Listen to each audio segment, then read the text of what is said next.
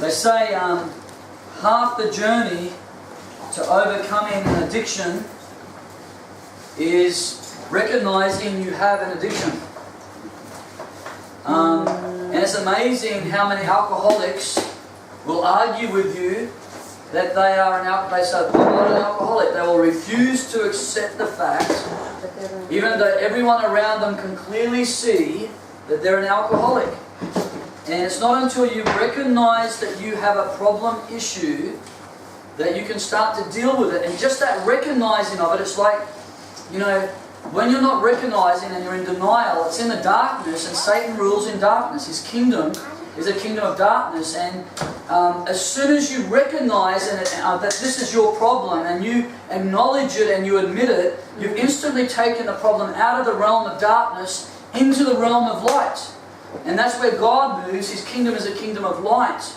And so what I really encourage, people that have major anger problems don't necessarily know that they have a major anger problem because they're filled with so much self-justification. And that's the other issue. We justify ourselves in what we do and to make ourselves feel that it's okay. So the next thing we're looking at is stress-related diseases, and I've already made mention of this in the previous areas. Just going over again, doctors say sickness, 80% of it is stress-related. Stress is a very interesting word because actually stress means a lot of things. There's all sorts of different stress, but fears, worries, anxieties, and pressures of life. And the thing about stress is stress leads to stress. And it's just like, you start with the stress and you can't handle it. Like, you can't sleep at night because you've got this stress. And so you're stressing that you can't sleep. And so you get more stress because you're not sleeping now. And then you start to get the stomach cramps. And then you get more stress because you've got stomach cramps. And then the next day you're really, really tired. And because you're really tired, you start to feel sick. And then the next night now you're feeling sick and you're feeling stressed because you're sick. And so stress is this evil thing that just gets worse. But the source of sickness is like that in our lives. And sin itself, unconfessed sin, will put on your spirit stress. And so with my definition, biblical definition of stress, we have to look at that. Unconfessed sin, or sin that you have not acknowledged and confessed before God, is going to bring into your spirit stress. Guilt and shame will start to take over.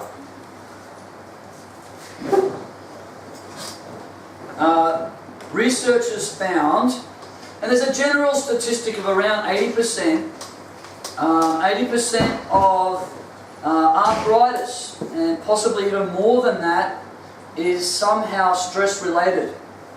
When people get arthritis in their bodies, because what happens is under stress, your body starts to release toxins, and they're like poisons. And your body's releasing these toxins, these poisons into your body, and those toxins, those poisons accumulate at certain parts of your body, and so it gives you neck aches and back aches and headaches. And then as that increases, those toxins get built up, and that's where arthritis comes from. Now that's a very unscientific way of describing things, but I'm sure if there's a doctor here, they could do a better job. But in layman's terms, arthritis is a build-up of all of these poison toxins that are being released in your life. And can I tell you this? Unforgiveness is a source of stress. And they've actually found in research a large percentage of arthritis and even cancers that people have, they can find the source goes back to bitterness and resentment, where they haven't really forgiven people for things that they've done to them in life.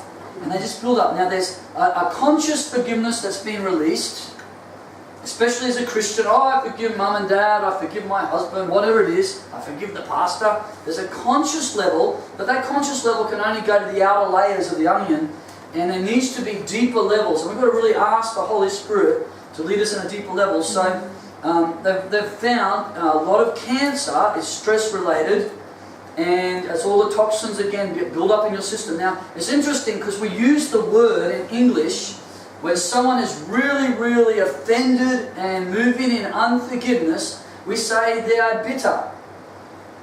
And there's that understanding that there's this bitterness that gets released from their heart, through their body. And it causes things. So a lot of allergies goes back to stress. And so they might say, oh, you're under a lot of stress because you're not sleeping at night. Well, why aren't you sleeping at night? So if we're going to get the axe to the root of the tree, definitely if the person starts to sleep, you can alleviate some of the stress. So you give them sleeping tablets. So a lot of the medication that we have nowadays, and you can take it. If you've got a really bad migraine, you're not sleeping, take a Panadol so you can have a good sleep. You can feel a little bit better, but ultimately the migraine is a suppressant. A lot of medication we have today, they're called suppressants. Suppressants don't deal with the root of the problem, they just suppress the problem. And one of the dangers, if you take suppressants long enough, you're deceived into thinking it's okay, but everything's pushed down and the root of it's still in you, and it will manifest in other ways. And so long term, maybe you're not getting the headaches, but long term it might end up in arthritis or something like that, or a heart condition. A lot of muscle disorders that they have, it goes back to stress. And again, understanding when I say stress, we're talking about stuff like bitterness, resentment, guilt and shame because of unconfessed sin, where you've been defiled or you've been sinned against, and the shame that comes and it's not dealt with. And then your muscles start to contract. And I remember when I was away from the Lord, I used to grind my teeth all the time because there's this pressure and this stress because of the sinful life I was living in, and I didn't have peace. There's a lack of peace there, and I knew that if I died I'd go to hell, and all of this stuff was going on. I'd grind, and my whole shoulders are really tense, and my back was really tense, and I'd get headaches in the back of my head. And the night I got delivered, remember I cast the demons out of myself, and one of the things that happened when those demons left my body, together with the repentance of the activities that allowed the demons to come in, it's like this pressure on my shoulders and my back instantly got healed. It's like I instantly was standing up like this, and it's like this, the heavy weight had gone. Demons only have access when we open a door. That's why when I deal with deliverance ministry, more than dealing with a demon, I want to deal with why the demon has access. Because unless we deal with that door, unless we shut the door to that demon will come back with 7 of his buddies that are even worse than him. That's what Jesus said. The problem will get worse. And so I'm always, cast the demon out in Jesus' name. That's the easy bit. What I want to do though is, let's deal with why does the demon have, what's the rubbish that drew that demon into your life? What is the issue? But we do know that demons, by the way, can cause sickness, because in the ministry of Jesus there was a demon called the spirit of infirmity. A woman was bowed over for many years, and doctors could not heal her. She'd gone to many physicians, and then when Jesus cast out the spirit of infirmity, the demon came off her and she was healed. There was deaf and dumb spirits, people are walking around deaf and dumb and blind. And Jesus cast the demon out, now they see. And so that's totally beyond what normal natural medicine can deal with. There are demonic issues, but what was the reason why those demons had access? We've got to really look at that. A lot of skin disorders, a lot of nervous system disorders, and they go back to this issue of stress. And again, we've got to start to biblically define what is stress and where does it come from. Going to the next section. A character of woundedness. Someone who's constantly argumentative and quick-tempered. Someone who cannot control their temper and they argue all the time. It shows that there is deep issues of woundedness that have been unresolved. People who are impatient and easily frustrated with others. And there's a thing called internal anger and there's external anger, okay? External anger is when the person blows up and everyone around them has to run and hide. But external anger is really destructive to people around you, but it's less destructive to you. It's destructive to your relationships, but you get it out of there. It's all out of there. But the most destructive to you, and this is where you do get things like arthritis and heart problems and cancers and things coming to your body is internal anger. And internal anger people, they're not the aggressive exploder personality. They're the quiet one, but it's all inside and it's all bottled up inside, and they won't say anything, but they'll go quiet, and you know, and you can even see them sometimes. They start to go like this. Why? Everything in them is crunching up. Their spirit is crunching up. And internal anger people, it all builds up inside, and they will eventually get something like cancer, arthritis, or some other physical ailment. Their heart will start to misfunction. And so, but when you're external anger people, now you have to come before the Lord because you are harming and abusing people around about you. I've heard people say, and I used to say this, I don't say it anymore, I'm not angry, I'm just frustrated. Okay? And when I was in Tibet, studying languages really, revelation comes from studying different languages. And when I was in Tibet, I learnt the word for anger and I learnt the word for frustration because I thought, okay, I'm not angry, I'm frustrated. And the word for anger is kontrolang. I'm kontrolangi, you know. And the word for frustration is kontrolangi because frustration is anger. So when you're constantly impatient and you're constantly getting frustrated at people, you actually have an anger issue. Just name it what it is. And that will be a stress for you and for others. So people who are very impatient, for example, when they go to the supermarket and there's a really long line, or they go to the bank and there's a really long line and they have to wait and they have to wait and they have to wait and they start getting really frustrated and angry at people and they're driving on the road and they always get angry at all the other drivers, you know. And the interesting thing is, when you're driving the car, it's always the bicycle rider's fault, and when you're a bicycle rider, it's always the car person's fault. And so when you're the car person, it's now the bicycle person's fault. And in other words, it's always somebody else's fault, and it's always your fault that I get angry. Do you follow that? When you say that it's your fault that I got angry, it's saying that you don't have control over your anger, that person has.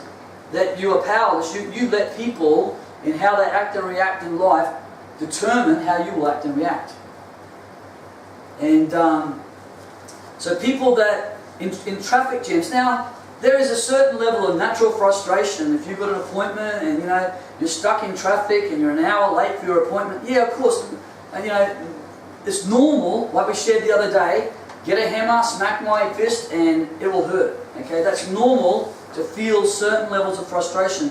But some people, they're always frustrated. It's like they're always complaining about the people in the other car, and they're always complaining about that other person, and they're always complaining about their spouse, and it's like all of their suffering is always everybody else's fault. If we can carry our personal responsibility for our own emotional responses, then we're going to end up becoming more godly. We often say, oh, they pushed my buttons. Well, if you didn't have a button, they couldn't push it. So just lose your button. They get frustrated with people that are slower than them. Some people that are really fast with thinking. They're very fast. God's gifted them with a fast mind. But they get frustrated when people have to think more. And so then that frustration leads with them now as a pride issue. They start to put them down and say, you're stupid and you're dumb. Instead of saying, thank God that He gave me a wonderful brain that thinks so fast, now they start taking it out on people around about them. And so now with that you've got pride.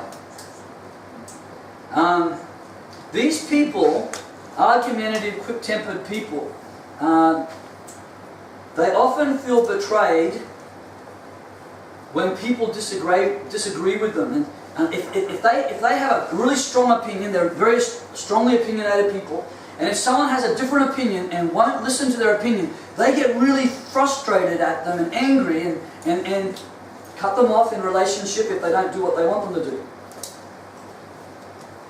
So that's the definition of selfishness that my wife taught me. She taught me how selfish I was because I wouldn't do everything she wanted me to do.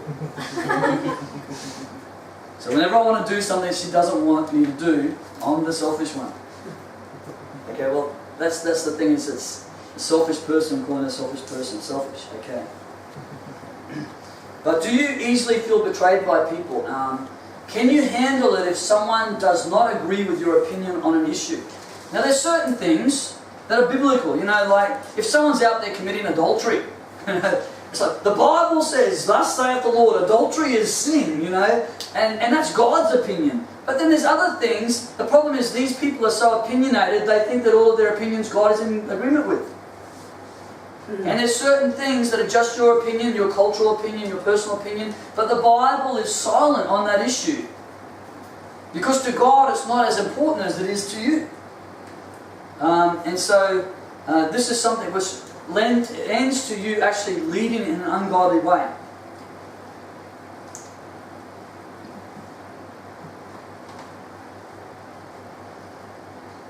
Anger is actually their way of controlling people. These are aggressive controllers. They use anger to manipulate, to control, to intimidate other people. If you don't do what I want, I'm going to make you suffer. If you don't do what I want, I'm going to kill you. If you don't do what I want, I'm going to make you pay the price for that. I'm not going to let you go. You're not sleeping tonight until I make you suffer because you didn't do what I want. I'm going to keep you awake. I'm not going to talk to you again. This is coming out of this personality. This is all manipulation, control, using fear, anger, and it's unholy, ungodly.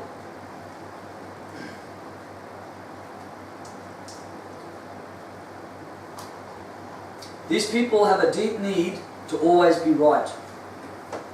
They're right when they think they're right when they think they're right when they're wrong.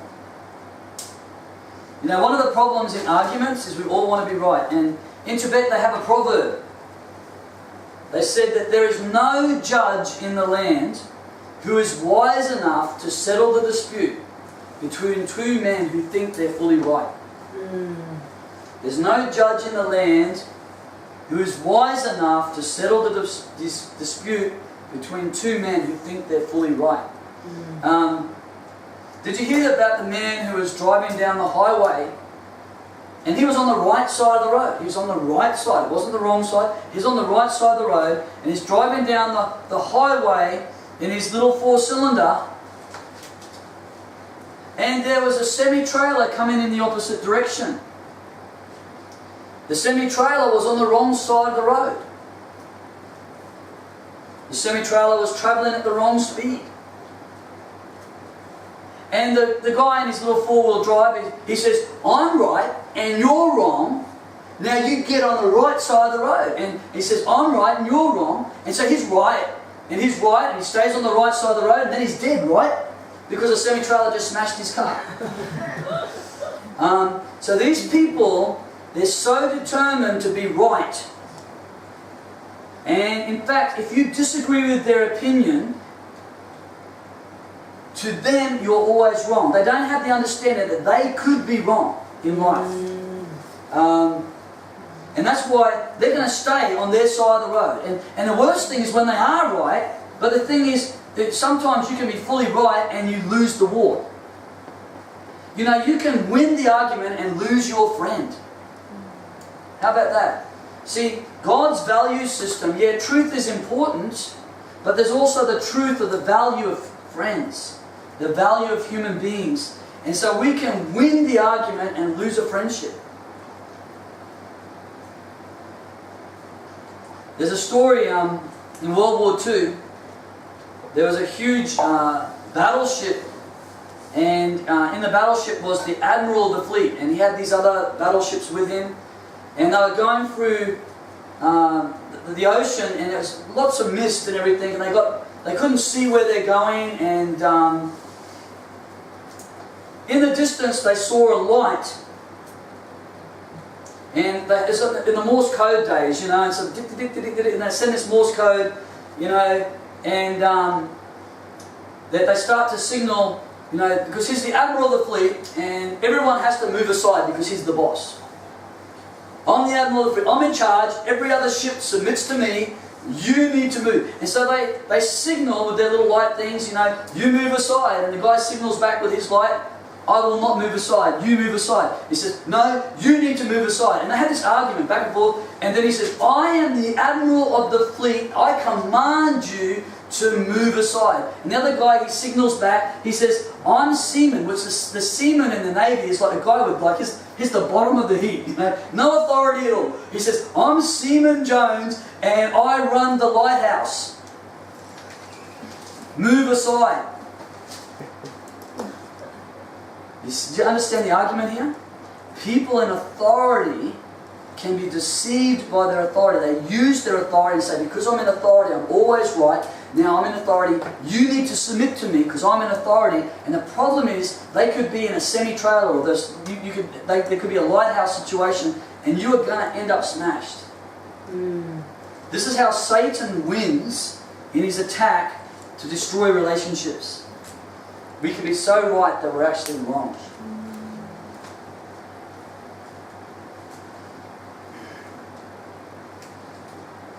These people, their need is to be right all the time because if they admit that they're wrong, they feel that they're broken.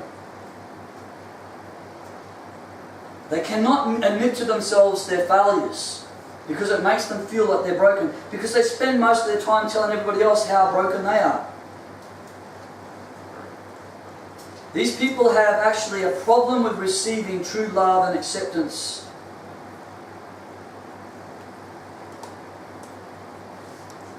Okay, the next one. People who have a lack of self-discipline and cannot carry responsibility. Remember, my definition of spiritual maturity is someone who's able to be disciplined, self-disciplined, and they can carry responsibilities in life. So the inability to carry responsibility shows a level of immaturity and woundedness. So you look at, do you have a